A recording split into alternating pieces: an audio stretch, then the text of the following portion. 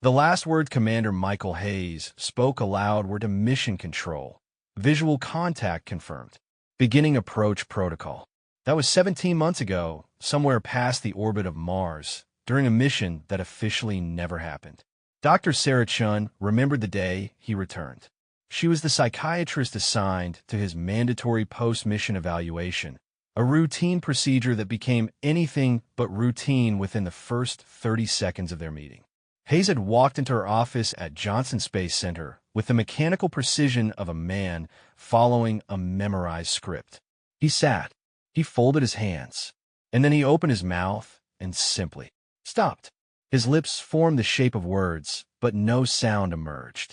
His eyes went wide with something that looked like terror, then resignation, then a profound, crushing sadness. He'd taken out a small notebook from his jacket pocket and written 3 words. "I cannot speak." "Is this a medical issue?" Sarah had asked. "Damage to your vocal cords from the mission?" Hayes had shaken his head and written, "I choose not to." Over the following weeks, Sarah had pieced together what she could. The medical team found nothing wrong. His larynx, vocal cords, and neurological pathways were all perfectly intact. He could hum, could cough, could make involuntary sounds. But he would not speak. Could not. His mission partner, Lieutenant Rebecca Torres, had been more forthcoming initially. She described the object they'd encountered, a massive structure rotating slowly in the void between Mars and Jupiter, geometric and precise, radiating no heat signature despite being clearly artificial. When pressed for details during her debriefing, her hands had begun to shake so violently that the session was terminated. 2 days later, she requested an honorable discharge and moved to a monastery in Tibet. She hadn't spoken since either. Sarah had obtained Hayes's journal through unofficial channels, a copy made before NASA classified everything about the mission. She'd read it in one sitting, in her apartment, with all the lights on and her phone within reach, though she couldn't have said what exactly she was afraid of. The entries started normal enough. Standard mission logs, observations, the quiet poetry of space that all astronauts seem to develop. Then came the day they detected the anomaly. "The ship is beyond anything we imagined," Hayes had written. "It's not just large, it's vast in a way that makes our minds struggle with the scale." Rebecca calculated it at roughly 200 kilometers in length, but that doesn't capture it. It's like trying to describe a cathedral by measuring its bricks. The next entry was less composed. "We were inside for 6 hours. I think time felt wrong in there. The entities, I don't know what else to call them, communicated through. It wasn't telepathy exactly. It was like they were changing the meaning of things around us. A shadow would fall, and suddenly we understood a concept we'd never had words for. They showed us their history, not in images, but in understanding. Pure understanding downloaded directly into our minds." Sarah had paused here, made herself coffee, checked the locks on her doors. At 2 a.m., she continued reading. "They call themselves the Architects, though that's not really a name, more like a function, a purpose. They've been traveling for millions of years, moving between galaxies, building way stations for species that achieve space travel. They want to help us. They want to integrate us into their network of civilizations spanning the entire universe. But there's a condition. There's always a condition." The handwriting in the journal had grown more frantic. "They showed us what happens to species that join them. The process takes 3 generations. First, they share their technology, clean energy, faster-than-light travel, the cure for aging, everything we've ever dreamed of. The transformation is gentle, voluntary, beautiful even. Second generation. The children born after contact start to change. Not physically, at least not in ways we can see, but they think differently, process information differently. They're smarter, more efficient, more connected to each other and to the Architect's network. Human, but optimized. Third generation. There are no more humans. Not really. The things that made us human, our irrationality, our art born from suffering, our desperate need for meaning in an indifferent universe, our beautiful, stupid tendency to believe in things we can't prove, all of it gets smoothed away. Optimized. The third generation looks like us, talks like us, but they're nodes in the architect's network. They're happy, productive, peaceful. They create wonders we can't imagine. But they're not us anymore. The architects don't see this as death. They see it as transcendence. And maybe they're right. Maybe what we lose is worth what we gain. Maybe our particular flavor of consciousness, messy, contradictory, self-destructive, maybe it's just an evolutionary dead end that needs to be corrected. The final entry had made Sarah's blood run cold. They told us something else. They said we don't have a choice anymore. The signal has already been sent. The moment they detected our radio transmissions 70 years ago, they changed course and began their approach. They'll arrive at Earth in approximately 18 years. Not with weapons. They don't need weapons. They'll arrive with gifts and smiles and the promise of everything we've ever wanted. And we'll say yes. Of course we'll say yes. How could we not? They'll cure cancer and hunger, give us the stars. Every rational argument will be on their side. The few who resist will look like backward zealots clinging to suffering and death for no reason other than fear of change. Rebecca and I were given a choice. We could return to Earth and tell people what's coming. Prepare them. Or we could stay silent and let humanity meet the architects without prejudice, without fear coloring their decision. Here's what they didn't say, but we understood.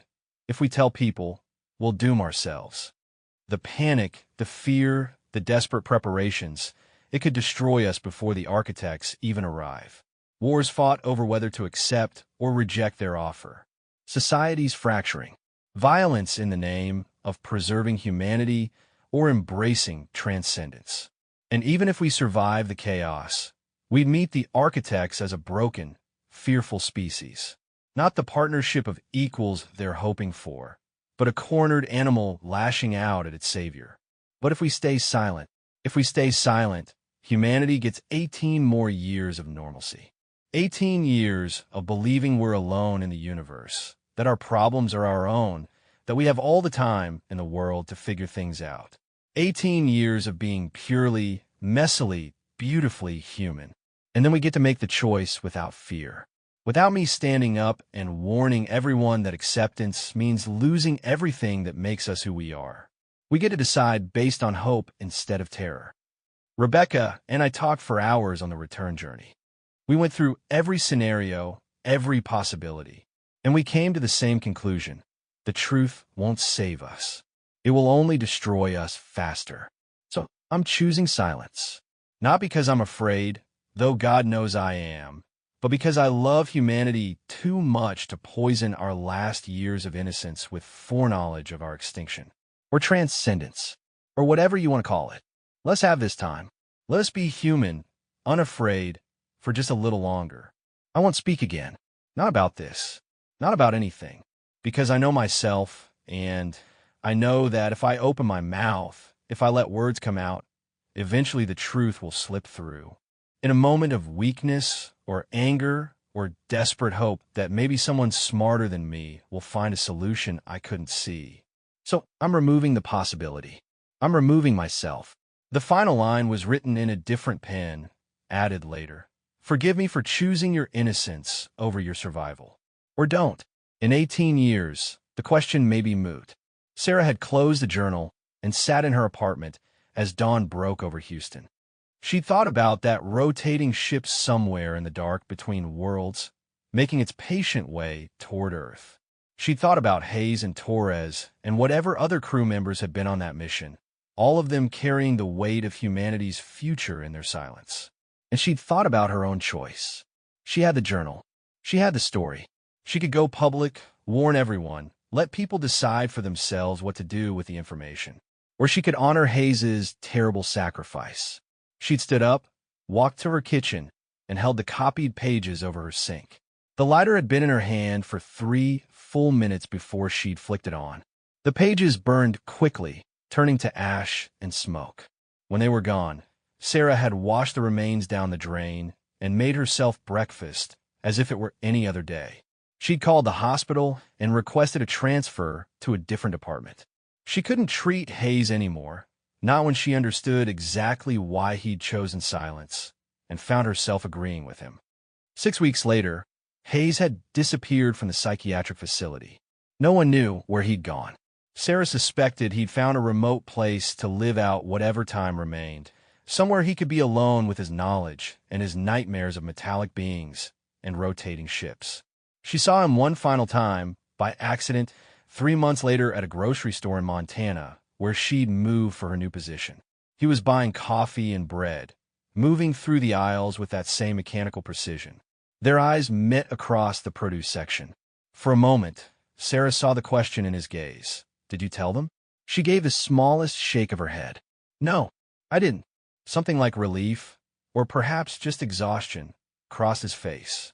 He nodded once, picked up his groceries, and walked out into the afternoon sun. Sarah never saw him again. Sometimes, on clear nights, she looks up at the stars and wonders if she made the right choice. In approximately 17 years, she'll have her answer. Until then, she goes to work, treats her patients, and lives her life with the quiet desperation of someone who knows the ending of a story but can't bring herself to skip ahead to the final page. She's never told anyone. She never will. After all, there are some silences that speak louder than any warning ever could. And sometimes, the kindest thing you can do for someone you love is let them dream peacefully, right up until the moment they wake up. The architects are coming. They've been coming for 70 years, will arrive in 17 more, and there's not a damn thing anyone can do about it. Might as well enjoy the time we have left being human. Messy, irrational, beautiful, doomed humans.